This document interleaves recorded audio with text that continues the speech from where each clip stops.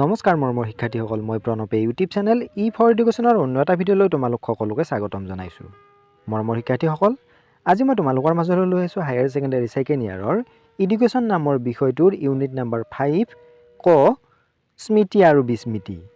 এই ইউনিটটোৰ যিখন অনুশীলন সেই অনুশীলনৰ প্ৰশ্নৰ উত্তৰসমূহ ইতিমধ্যে আমি ইয়াৰে বহুকেইটা অংশ 3টা অংশ আগৰ ভিডিঅ'সমূহত আলোচনা কৰিছোঁ। আজি শেষৰ অংশটো আলোচনা কৰিম। তেতিয়াহ'লে আহচোন পলম নকৰি আজিৰ ভিডিঅ'টো আৰম্ভ কৰোঁ। আৰু তাৰ আগতে তোমালোকলৈ এটা অনুৰোধ, এই চেনেলটো যদি ছাবস্ক্ৰাইব কৰা নাই তেতিয়াহ'লে ছাবস্ক্ৰাইব কৰি দিবা আৰু কাষতে থকা বেল আইকনটো প্ৰেছ কৰি দিবা, মই দিয়া এনেকুৱা ধৰণৰ শিক্ষামূলক ভিডিঅ'সমূহ নিয়মিতভাৱে পাই থাকিবলৈ। তাৰ উপৰিও আগৰ অংশকেইটা যদি চোৱা নাই, মই ডেছক্ৰিপশ্যনত লিংক দিছোঁ, তাত গৈও চাব পাৰিবা।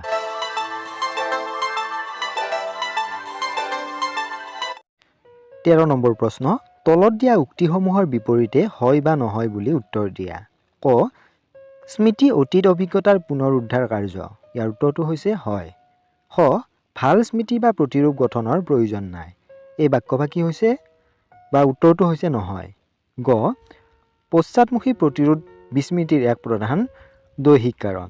এই বাক্যভাগী হৈছে নহয়, কাৰণ ই হৈছে এক মানসিক কাৰণ। খ অতীত অভিজ্ঞতাৰ পুনৰ স্মৰণৰ অসমৰ্থতাই হৈছে বিস্মৃতি। ইয়াৰ উত্তৰটো হৈছে হয়। মনৰ সংৰক্ষণ ক্ষমতা আহৰণ কৰিব পাৰি। ইয়াৰ উত্তৰটো হৈছে নহয়। প্ৰথম অনুসংগমূলক আৰু মুখস্থ স্মৃতিৰ মাজত পাৰ্থক্য নাই। ইয়াৰ উত্তৰটো হ'ব নহয়, দুয়োটাৰ মাজত বহুখিনি পাৰ্থক্য আছে। প্ৰশ্ন নম্বৰ 14, পাৰ্থক্য দৰ্শোৱা। ক প্ৰতিৰূপ আৰু অভ্যাস স্মৃতি। ইয়াৰ উত্তৰটো হৈছে শিক্ষণৰ অভিজ্ঞতা প্ৰতিৰূপৰ সহায়েৰে সচেতন মনলৈ পুনৰ উদ্ধাৰ কৰাই হ'ল প্ৰতিৰূপ স্মৃতি। প্ৰতিৰূপ বা প্ৰকৃত স্মৃতিত মানসিক শক্তি, কল্পনা শক্তি, উচ্চসাপৰ বুদ্ধি, সৃজনাত্মক ক্ষমতা আদিৰ প্ৰয়োজন হয়। লগতে বিষয়বস্তু উপলব্ধিৰ বাবে যুক্তি শক্তিৰো প্ৰয়োজন হয়। এই স্মৃতিত পূৰ্ব অভিজ্ঞতাৰ প্ৰতিৰূপ মনত সংৰক্ষণ কৰি ৰখা হয় আৰু প্ৰয়োজন সাপেক্ষে তাৰ পুনৰুদ্ধাৰ কৰা হয়। ই স্বভাৱজাত নহয়, আৰ্জিত। ই এক দীৰ্ঘকালীন স্মৃতি। আনহাতে প্ৰতিৰূপ স্মৃতিৰ বিপৰীতধৰ্মী স্মৃতি হৈছে অভ্যাস স্মৃতি। এইবিধ স্মৃতি কোনো ক্ৰিয়াৰ যান্ত্ৰিকভাৱে কৰা পুনৰাবৃত্তিৰ ফলত লাভ কৰা হয়। এই স্মৃতিৰ ক্ষেত্ৰত মানসিক ক্ষমতাতকৈ দৈহিক অংগ সঞ্চালনৰ পুনৰাবৃত্তিৰ ওপৰত অধিক গুৰুত্ব দিয়া হয়। এই স্মৃতিৰ ক্ষেত্ৰত কল্পনা শক্তি, সৃজনাত্মক ক্ষমতা, উচ্চসাপৰ বুদ্ধি আদিৰ প্ৰয়োজন নহয়। কেৱল অভ্যাসৰ ওপৰত ভিত্তি কৰি স্মৃতি সম্ভৱ হয়। পুনৰ স্মৰণ আৰু প্ৰত্যাভিজ্ঞ। ইয়াৰ উত্তৰটো হৈছে অতীতত লাভ কৰা জ্ঞান অভিজ্ঞতা কোনো ধৰণৰ পৰিৱৰ্তন নোহোৱাকৈ হুবহু মনৰ চেতনালৈ লৈ অনা বা পুনৰুদ্ধাৰ কৰা কাৰ্যই হ'ল পুনৰস্মৰণ।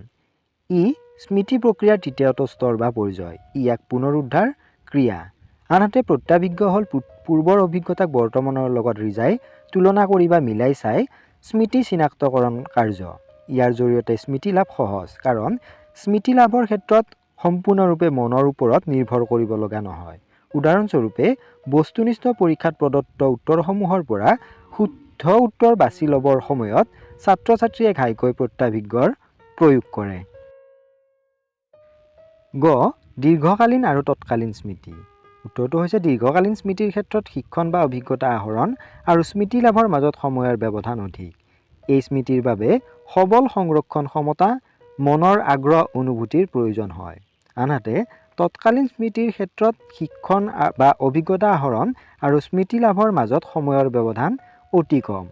এই স্মৃতিৰ বাবে সবল সংৰক্ষণ ক্ষমতাৰ প্ৰয়োজন নহয়। খ মুখস্থ স্মৃতি আৰু যুক্তিসংগত স্মৃতি। মুখস্থ স্মৃতি কেৱল মৌখিকভাৱে পুনৰাবৃত্তি কৰি কোনো শিক্ষণ বা অভিজ্ঞতাৰ চাপ মনত ৰাখি তাৰ স্মৃতি পাবলৈ যত্ন কৰা হয়। ই এক প্ৰকাৰৰ নিম্নমানৰ স্মৃতি, কাৰণ ইয়াত ব্যক্তিৰ বৌদ্ধিক ক্ষমতা, বিশ্লেষণাত্মক গুণ আদিৰ প্ৰয়োজন নহয় বা প্ৰয়োগ নহয়।